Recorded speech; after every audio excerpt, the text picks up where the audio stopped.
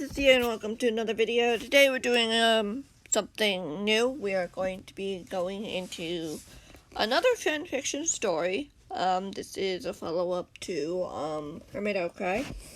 The story is a continuation of Clockwork Chronicles, Hermitcraft, and Hermitcraft's Clockwork. This is based on my fan-made world of Clockwork Chronicles, a tale about YouTubers, which in this case was about the hermits in Hermitcraft, and yeah, that I put in the world. And it's not canon to the lore or story of Hermitcraft at all. So, don't you go thinking and putting these in your theories. No, it's not possible. Yeah. Chapter 1. Yeah, let's get right into it. It's Grian's perspective, it's all that fun stuff. All this is just Just Grian. Just thought I would have a little fun practicing. Yeah. Oh. Chapter 1. Grian woke up to the morning sun shining through the bedroom window. A month had passed since he had returned to this world with his friends after being tormented by RJ and rescued by Blake and Tyler. It was good to be back home, especially when the knowledge that RJ and Gerald were now locked away, unable to hurt anyone for a long while. Although Mr. A was still out there. At the moment, he was okay with that. He pulled back the covers as he got out of bed. It was the first full day back at his base, with a new protector as well. Hopefully this time he'd be more fortunate not to lose this one, or have another betrayal on his hands. With his luck, it would probably happen again. There wasn't much he could do about it. It did make it harder to trust those who were supposed to be by his side, apart from people like Matthias, Devin, Blake, and Tyler. There were others, but so far he wasn't as fortunate as he could be. The hermit shook his head, trying not to think about all of that. It didn't matter in the long run. Some things needed to be done, and there wasn't time to dwell on the past. He knew that. The hermit walked over to the door and opened it as he stepped out into the hallway, noticing one of the backup crew members situated near the stairwell. Other than that, the hall was empty. Not even someone guarding its door. Though, to be fair, there was a guy by the stairs, so he wasn't totally on his own up here. He closed the door behind him as he walked down the hallway, as the backup noticed him, giving him a curt nod as the hermit passed him. Grian walked down the stairs, seeing the main room was also empty as he reached the bottom, reaching for the communicator in his pocket. He touched it's the slightly cool metal thing cased it, unsure if he should use it. There was a meeting with a few of his friends at the meeting hall in a few hours, where they would talk about what they might do to try to stall Mr. A or his men if they choose to attack. They hadn't heard anything from the men, both on and off-world. Not that it mattered too much off-world, but it would probably be nice to know, especially with knowing what was going on with Nettie, Martin, and Jimmy, and the rest of his friends over at the Spruce Village. At least, he could always call them up whenever he needed to. Right now, wasn't that time. "You're up earlier than I expected," a voice said from behind the hermit as Grian jumped, startled before turning to see who it was. Standing over at the doorframe in the kitchen was a man who wasn't overly tall nor short, more of the average height, wearing the camouflage uniform of all the men here. So unlike the backup crew, he also wore a dark gray vest over the uniform. "Oh, hi, Aiden. I didn't see you there," the hermit chuckled. "I wanted to do a few things before I went to the meeting today," Grian added briskly. "To prepare, I guess? I'm hoping you and your friends don't try to annoy another group of Mr. A's men with your noise machines this time?" The man asked curiously. "I mean, it is working," he pointed out. "I don't want to give them any reason to attack us, At least, not till we're ready to face them." I see." The man nodded with a frown. "You know we won't do it alone," Grian said confidently with a smile. "And then we'll be careful. They still don't know what's going on." "Very well," Aiden shrugged before disappearing out of the room. Grian let out a sigh of relief before going to a secondary storage room downstairs. rummaging through his things as he looked for what he needed. It didn't take him too long, as he stepped out of the room, hearing his front door open and close as he stepped out into the hallway, seeing the man from earlier walking past the window. Green shrugged it off as he pocketed the sugar box that he was holding as he went into the kitchen to grab something before going to the meeting. Hopefully, they would have a better report and an idea of what they would need to do than they did at the last time. It was never good to have Mr. A go quiet. He learned that the hard way. Only time would tell. As the hermit got something from the cupboard and looked out of the window, seeing a little bit of movement just beyond the trees as a small rabbit bounded from one bush to another. To him, it seemed just like any other ordinary day, apart from the uncertainty of what those men were up to, and what they might do next. Chapter 2. Green sat in one of the chairs in the meeting hall, having been one of the first to arrive, courtesy of his escort wanting to be there early. The room was mostly empty at the moment, as he stared up at the high ceiling, seeing the quartz pillars reaching up higher and higher to a large chandelier of diamonds overhead. It was his idea, along with a few beacons they managed to hang on a few posts as well. It lit up the room better than the other regular torch would. Anyway, though the beacons weren't usable unless they took one of them off and made a beacon outside as a signal. It wasn't worth the effort at the moment.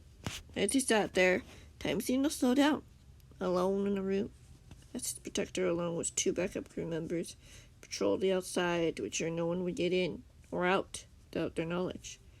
Even though he knew he was most likely safe here, it's still uneased him. He knew it was never a good idea to be alone, especially when Mr. A's men were around, though he hadn't seen any of them to know that. Apart from the bases that they had intentionally rigged with noise machines. Even then, only a few of Mr. A's men had come out to check on him out, not the overbearing power that loomed over him and his friends that he had heard so much about and seen for himself. Perhaps Mr. A had most of his forces elsewhere, for the time being. What was he up to? His attention was redirected as he heard the door open. He sat up straight, instinctively looking over as he saw a couple of people walking in. Thanks, Grammarly. His face brightened. Impulse, Dango, hey, Green said as he stood up quickly. Hey, Impulse said with a bright smile. Sorry we were a tad late. From the looks of it, most of us are a tad late, Tango pointed out with a frown. Where is everyone? Oh, I don't know, Green shrugged as he gestured to the table. Come on, have a seat. So what exactly is the plan today? Impulse asked curiously as he walked over to the table and took a seat. Tango followed suit, with a small hint of reluctance as he, too, sat down. I just want to know what the men are up to, and why there are as many of them, Green admitted. They're up to something. Mr. A has been elsewhere. How are we going to do that? Ask them what they've been up to for the past few weeks? Tango interjected thoughtfully. They wouldn't tell us outright, but if we try to keep an eye on them, then maybe we can try to get something. Green said quietly. We don't have to be there physically. We may be able to add a few cameras to scout the area. But would the escorts be okay with that kind of risk? Impulse asked wearily. I wouldn't mind if they wanted to do the setup, Green said casually. We don't have to put our necks on the line if we don't have to. Who are working out the backup crew, keeping an eye on those locations? Just like Mr. A had his men do to us before, spying on us to try to get intel, Tango offered. That's a good idea, Green said brightly, as he glanced over at the door again. Surprised Jim and Pearl aren't here already. And P-Dubs, Tango agreed with a frown. Though honestly, he's got a lot on his plate as it is. What do you mean? Green asked him curiously, turned and faced him. Nothing too big, Tango shrugged casually, before adding, he's been working with Rhodes and Liam on something personal recently. Okay, Green nodded. You can't tell me. I get it. Both chuckled. Beatups has been pretty quiet about it to us as well.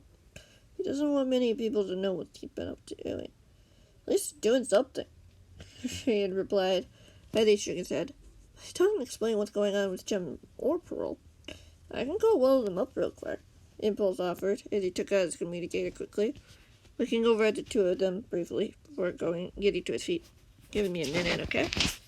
Take your time, Tango said encouragingly. With a smile, as the hermit walked away from the table on the far side of the room, as the other hermit turned to face him. So, what's the report for you? Any funny business? Nothing on the unusual side, Green admitted. She said, and I'm probably the one hermit who should be expecting something fishy with the number of betrayals I've been through. She laughed nervously. Yeah, you gotta hand it to you. But no suspicions? No, not really, Green confirmed. Cadence being as helpful as ever, in a good way. He's nice. The backup crew still seems to care less, though. I'm sure there are a few good ones, I've just said. A few of them that are just bored most of the time. They do their job, though. That's good, at least, Tico replied with a nod. I haven't seen anything odd in my place, either. Tyler's been doing great with the perimeter watch. None of Mr. A's men are lurking around or spying on me. So, literally nothing. Green sighed as he shook his head again. This is probably the quietest these guys have ever been. Why? I don't know how to answer that. Tango stated with a shrug as he glanced over his shoulder at the hermits saw Impulse talking through the device, having turned down the volume so they couldn't hear what was happening. So they finally left us alone. There's probably something really big happening that Mr. A and most of his team to be a big part of. Green said simply, I guess we're not of huge importance at the moment. I don't want to put my guard down all the same, agreed with a shudder. Especially if he's training for RJR Gerald. Green bit his bottom lip as he nodded. I sure hope it's not. Is it not? Dango nodded in agreement. As Green looked up, seeing Impulse walking back to the table, the hermit pocketed the device. He'd been holding. He quietly took a seat, and the other two waited expectantly. Gem and Pearl are okay, Impulse said slowly. Gem told me something came up in the last minute that they had to deal with. It was important enough that they couldn't wait. Did something happen off-world? Green asked with an uneasy feeling filling him. Yeah, Impulse nodded. She didn't give me any details, but she and Pearl had to go with their escorts to check on Serpents. I hope they're okay, Tango said with eyes widened. That can't be fun. I know, Impulse agreed with a small smile as he glanced over at Tango, then looked at Green. She said we could do whatever we needed to do, just told me that we had to be careful. We will, Green replied simply. It's not much we can do anyway at this point, without getting Mr. A's attention. We could prepare for an attack at least, Tango suggested. They gave us time to be able to ramp up our security and defense systems. Then let's take it, Green said eagerly. We can even work together to make this place like a safe haven. Better than it is already. It's a start, Impulse sighed as he glanced over at the door. Green following his gaze, still seeing it closed, the hermit stood, going over to it quietly. I think we should wrap this up here, Green said calmly, as he put his hand on the door. We can probably reconvene in my place next time. Give a day to come up with ideas and check on the other hermits to make sure the men aren't doing anything under our notice. That's not a bad idea, Daniel agreed, before glancing over at Impulse. Could we see how Zed's doing first on our way back, perhaps? I'm up for it, Impulse said as he got out of his chair again, followed by Tango. Now, I might have to call up Skids after, though. You probably should, Green replied. So you did say he should be safe where he is. In theory, yeah, Impulse said. I'm sure he'd want to talk to me, though, to make sure I'm okay, too. All right, Green smiled as he opened the door and stepped outside, feeling the warm afternoon breeze as he spotted his escort over near the edge of the trees. She seemed to be talking to one of the backup crew members, for spotting the trio as the man sprung into action and trotted over to them. Anything I can help you with? Kate offered politely. not really, no. Green smiled. The meeting's over now. So what's the plan? The escort asked curiously.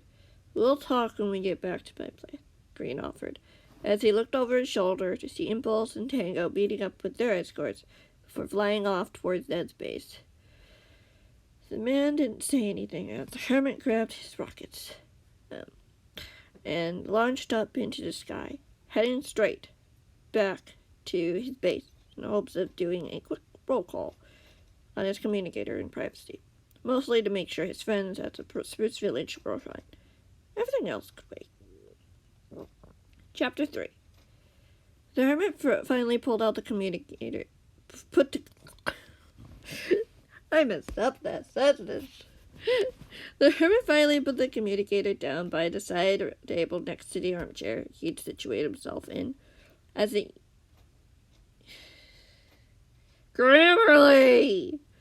evening light peeked in through the window, peering through the main room with a soft amber glow.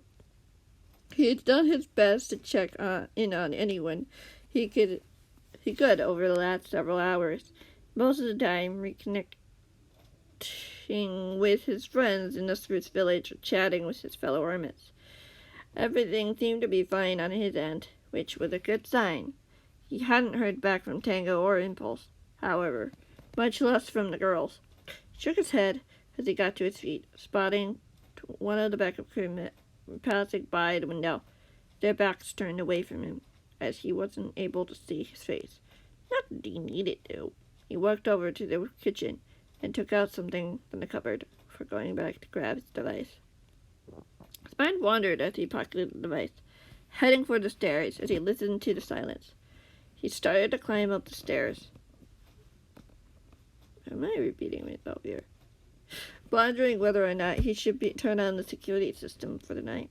At this point, it wasn't like he hadn't needed it for over a month, or that it even mattered, especially if his crew was any good as he'd been told it would be. Shouldn't his extra protection be bestowed on everyone, not just on him? So what if he was friends with a supposed traitor's sister? I mean, he wasn't in any way aware or connected with him, right? The hermit sighed and smiled. No matter. Most people didn't even know of this particular and supposed connection. He had far bigger fish in the ocean to deal with, like Mr. A, for instance. The man was still out there. He was still hurting people, innocent people. It was only a matter of time before the man would return his attention to him, his friends. He had to be prepared. He arrived at the top of the stairs as he peeked down the hallway, more satisfied than uneasy that it was empty. What wasn't there to say that there wasn't someone or something waiting for him in his room? And he shook the thought away. He was being silly. If the men had wanted to make their presence known, there were a lot of ways to do it. The hermit stepped into the hallway, pausing for a moment as he looked back down the stairs. He could hear faint voices through a nearby window downstairs, but they were hard to make out. He wasn't entirely sure whether or not it was real, or if he was imagining things.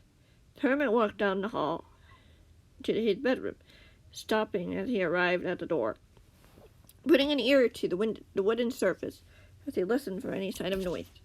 Just like with everything else, it was met with silence. Once he was certain that there wasn't anyone waiting for him in the room, he turned the handle and opened it, a crack, before shoving it open more. It wasn't rigged with a trap. The window was closed and latched, just as he'd left it. Even the blinds were still half closed. As he walked in the room and glanced over at the bed, he stumbled back and yawned. He walked over to the growing array of chests and sugar boxes lying on the far corner of his room as he dumped everything he didn't need anymore into them. It took him too long until he was finished as he walked over to the bed and pulled back the covers, seeing nothing out of the ordinary. Everything seemed fine, even though things outside might not entirely be. At this moment, he could enjoy what it was. It was safe. It was peaceful. The calm before the inevitable chaos would begin. He was tired of sitting around and waiting, wondering. He needed answers, and he would do whatever it took to find them. Whether or not the cause would allow it or not, he wouldn't stop nothing to stop him. That's the end of this chapter, or part. This is part 1. Yeah, I hope you guys enjoyed, and thank you guys so much for watching, and I will see you guys in the next one.